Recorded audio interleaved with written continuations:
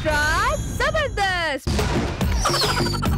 ముందుగా జడ్జి మహాశైలికి నమస్కారాలు, ప్రేక్షక మహాశైలికి నమస్కారాలు, అందరికీ దసరా శుభాకాంక్షలు కూడాను. అన్నట్టు నా పేరు చెప్పడం మర్చిపోయాను. నా పేరు తునుక్ తునుక్ తునుక్ తునుక్ తునుక్ తునుక్ తునుక్ తునుక్ తునుక్ తారారా తారారా.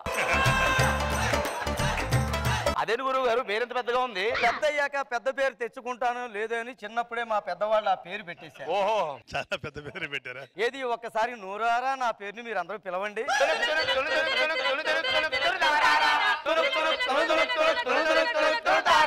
సంతోషం. ఇవాళ దసరా పండగ. మీరు గమనించారో లేదో, దసరా పేరులోనే సరదా కూడా ఉంది. ప్రవచనాలు చెప్పాలని చెప్పి నన్ను పిలిచారు.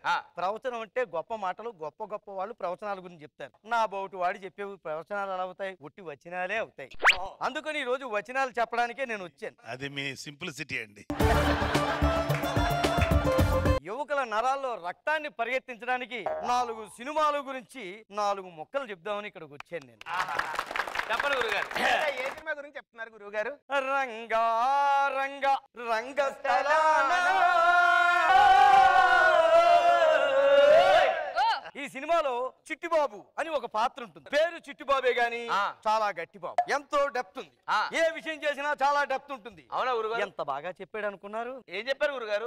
ఏరు జనగా కోసం మట్టి నీ దవ్వితే ఏకంగా తగిలిన లంకే బిందేలాగా ఎంత చక్కగున్నావే లక్ష్మి, ఎంత చక్కగున్నావే. చింత చెట్టు ఎక్కి సిగురు కొయ్యబోతే చేతికి అందిన సొంత మామలాగా ఎంత చక్కగున్నావే లక్ష్మి, ఎంత చక్కగున్నావే. చూసారా ఈ పాటలో ఎంత డెప్త్ ఉంది అనుకున్నారు? యువతలందరినీ కూడా తిని అలా పడుకుంటే ఏమీ రాదు, ఏదో ఒకటి పని చేయండి, ఫలితం ఉంటుంది. ఇక్కడ చిట్టిబాబు ఏం చేశాడు? వేరుశనగ కోసం మట్టిని తవ్వెట్ట, లంకి బిన్ తగిలింది.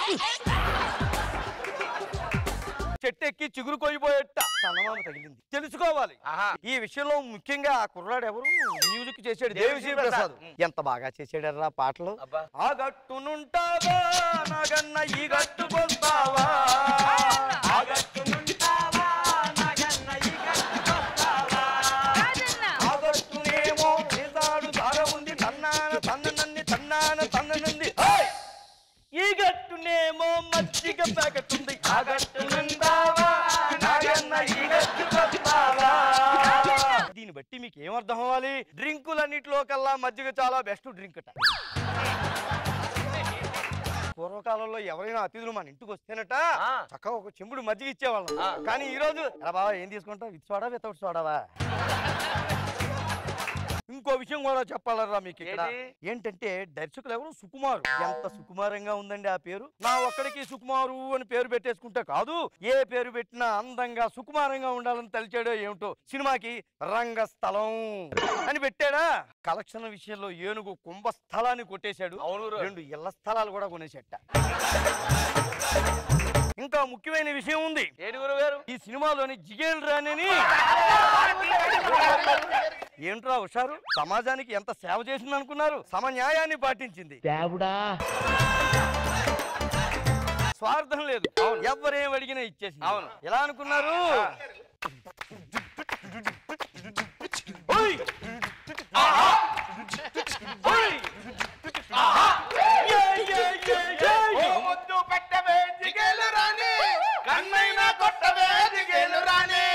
ముద్దేమో మునసబుకి పెట్టేస్తానే, కన్నేమో కరణానికి కొట్టేస్తానే, ఒకసారి మాటేస్తాగా జిగేలు రానే, పక్క ఊరి ప్రెసిడెంట్ కి రాసిచ్చానే, మా బట్టేల ఇంటి కొత్త జిగేలు రానే, అయ్యతోటి పోటీ నీకు వద్దంటానే.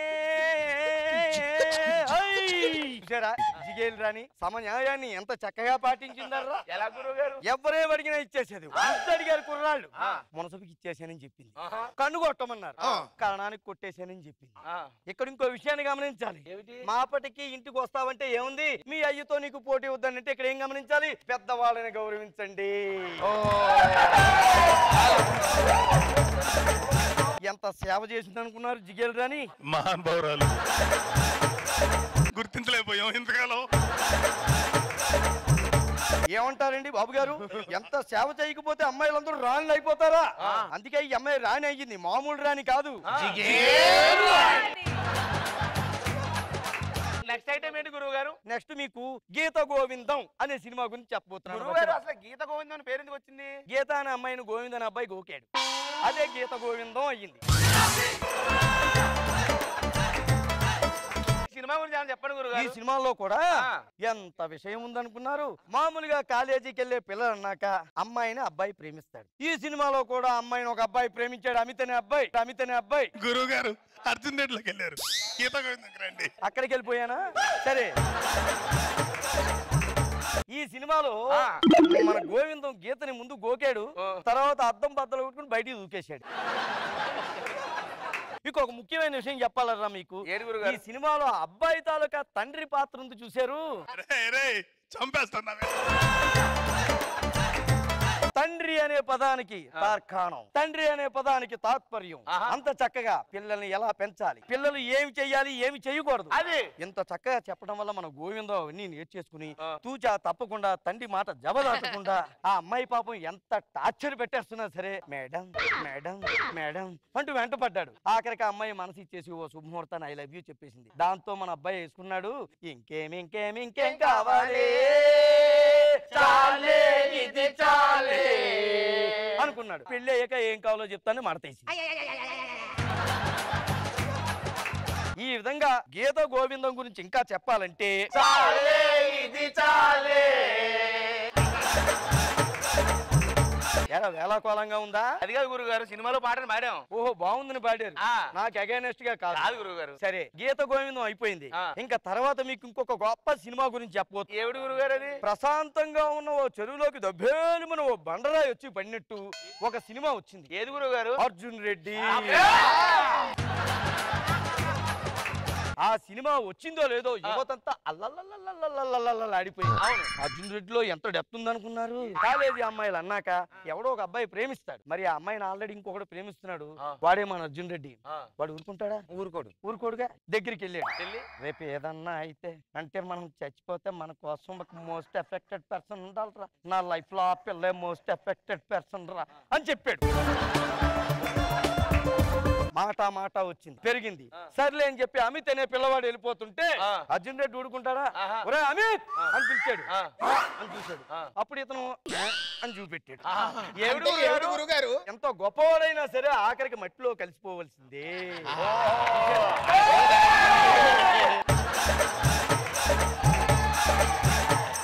రాగలేదు. అతను వెళ్ళిపోతుంటే ఏం మాట్లాడుతున్నాడా మాధవపూర్ అన్నాడు.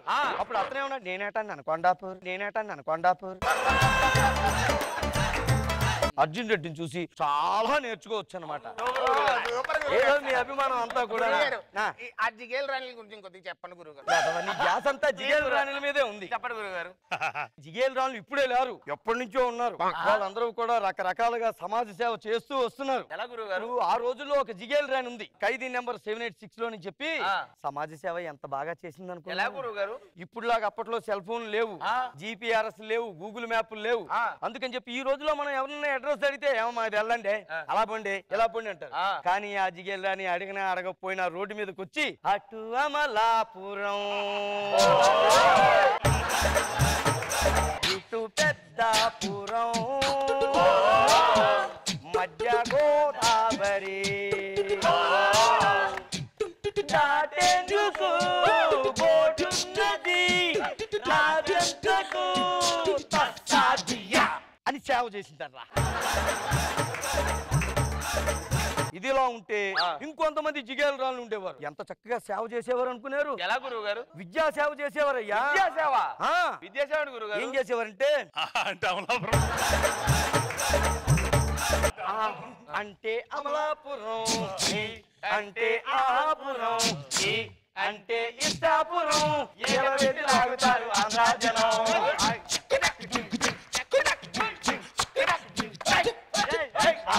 అంటే అమలాపురం, అంటే ఆపురం, అంటే ఇష్టాపురం లాగుతారు ఆంధ్రాజనం.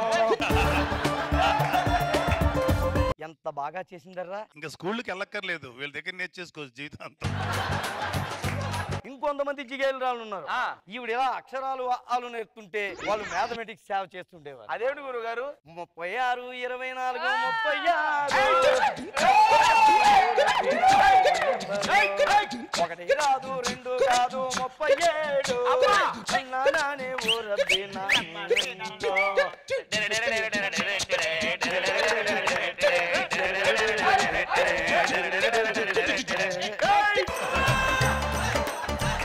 ఇలా మ్యాథమెటిక్స్ లో సేవ చేస్తూ వాళ్ళ సేవలు వాళ్ళు చేస్తూనే ఉన్నారయ్యా. గురుగారు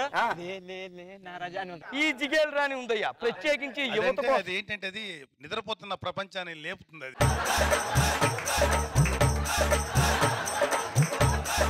అది దీని గురించి అర్థం చెప్పండి గురుగారు. చెప్తున్నా, యువత రెస్ట్ తీసేసుకుంటున్నారు, ఇలాగైతే దేశం ఏం బాగుపడుతుంది, మొద్దు నిద్రలో పోతున్నారని చెప్పి లే లే లే లే లే లే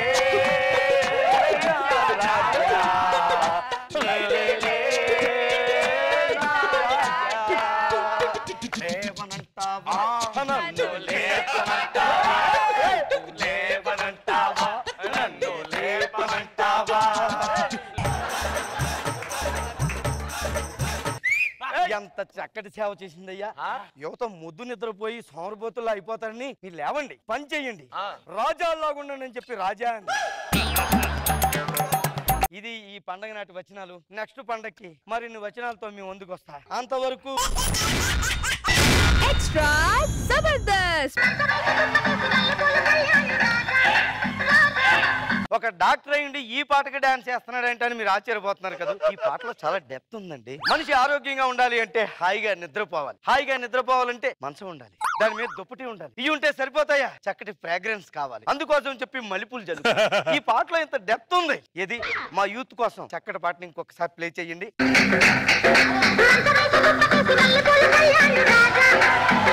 ఏంటమ్మా ఏంటి ఎత్తుకుంటున్నావు ఇక్కడ? ఏదో మంచం వేసి దుప్పటేసి మల్లెపూలు పరిచయం అన్నారు కదండి.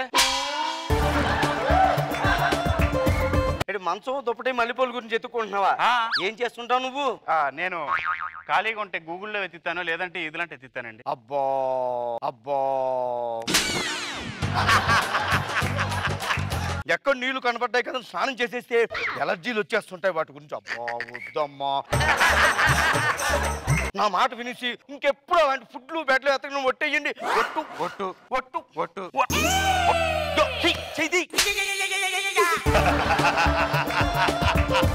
ఇలాంటి వెధవ పనులే చేయొద్దని చెప్పాను. వెళ్ళండి చెప్తాను.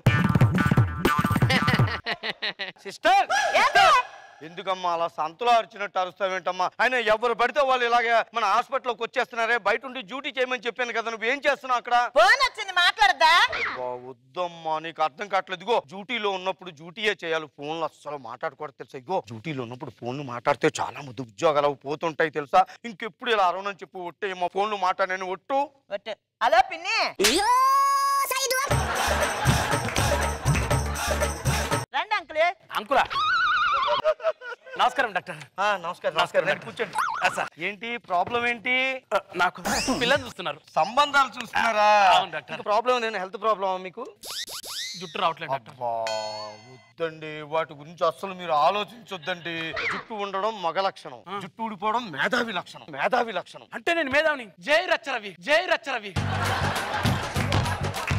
దేవుడు పైది తీసుకుపోయాడు కదా, కంగారు పడకూడదు. కింద ఎంత ఇచ్చాడో చూడండి మీకు దేవుడు. ఈ గెట్టాన్ని మీరు రకరకాలుగా ఉపయోగించుకోవచ్చు. లేదు డాక్టర్, నాకు చాలా ఇరిటేషన్ గా ఉంది డాక్టర్. ఇరిటేషన్ కాదు, మీరు ఎప్పుడైనా గోడల మీద బూజులు దులుపుకోవాలనుకోండి, బూజు కర్ర లేకపోయినా దీంతో బూజులు దులిపేసుకోవచ్చు. కారు తుడుచుకోవాలనుకో దగ్గరికి వెళ్ళి ఇలా కారు తుడిచేసుకోవచ్చు. ఆ తర్వాత మీ ఆవిడ ఎప్పుడైనా సరే గిన్నెలు కడుతున్నప్పుడు దగ్గరికి వెళ్తే ఇలా తీసి గిన్నెలు తోముతుంది తెలుసు, ఆ పీచులాగా.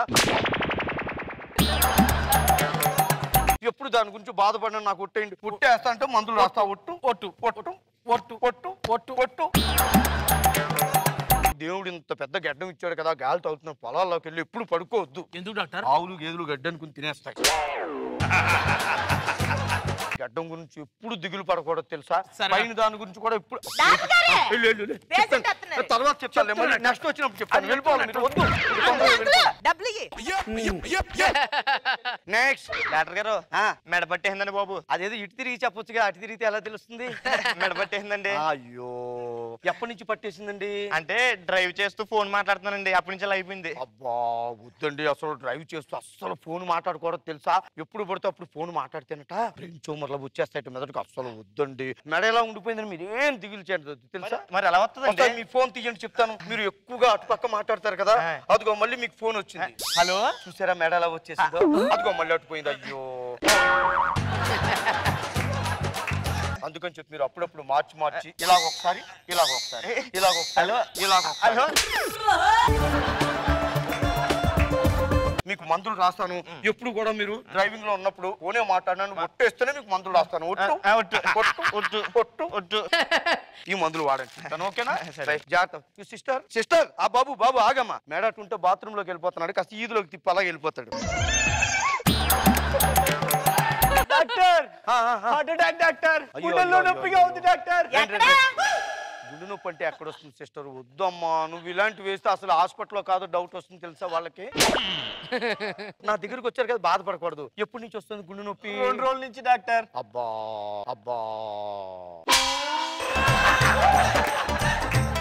మీ ఆహార అలవాట్లు ఏంటో చెప్పండి నాకు. గుండె నొప్పి అంటే ఆహార అలవాట్లు అంటారు డాక్టర్? వాళ్ళండి, ఇగో డబ్బులు దాచుకుంటే ఇంట్రెస్ట్ వస్తుంది, జబ్బులు దాచుకుంటే పోయే కాలం వస్తుంది.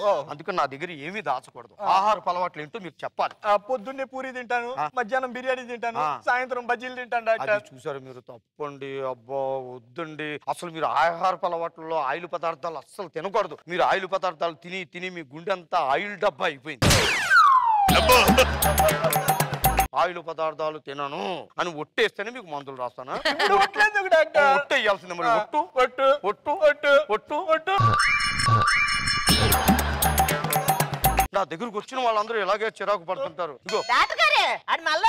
ఇదిగో బాబు మళ్ళీ వచ్చేవేంటమ్మా? పొద్దు నుంచి ఎంత తిరిగినా మీ హాస్పిటల్ చుట్టూ తిరుగుతుందండి బాబు. చూసారా, మీరు ఫోన్లు ఎక్కువ వాడి మీ బతుకంతా గానుగెద్దులో అయిపోయింది. మెడ ఒక పక్క ఉంటే ఇక్కడే ఇలా తిరుగుతుంటారు. అలా కాకుండా hello hello hello hello hello hello చేత్తో పట్టుకోండి ఇలాగా. ఇప్పుడు చూడు మెడ తిన్నగా ఉంది కదా సిస్టర్, ఇలా రామ్మా. ఒకసారి ఆయన అలా వీధి గుమ్మలాగా తీసుకెళ్లి వదిలేసి బయటికి వెళ్ళిపోతాడు.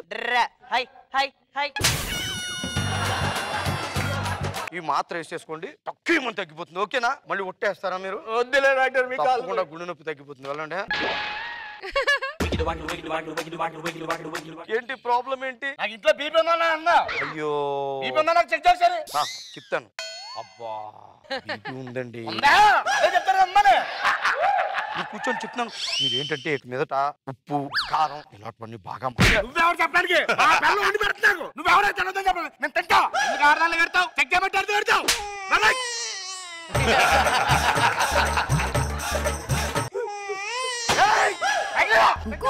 మీరు కూర్చుంటే కానీ నేను ట్రీట్మెంట్ ఇవ్వలేనండి. కూర్చోన్నా రమ్మను. అబ్బో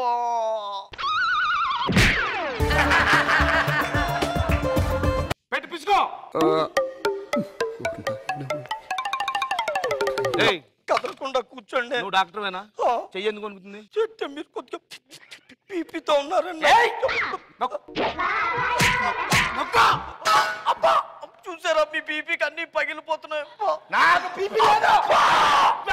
బీపీ లేదు. నాకు లేదు.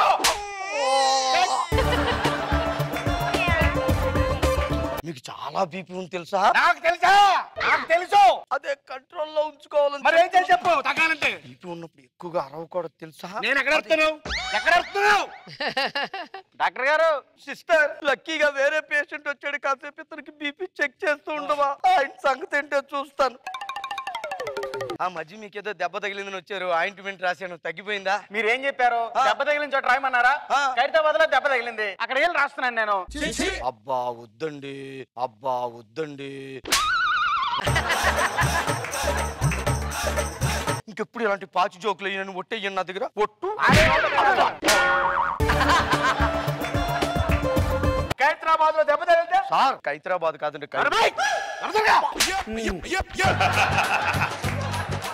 కాలుకు దెబ్బ తగిలితే ఖైరతాబాద్.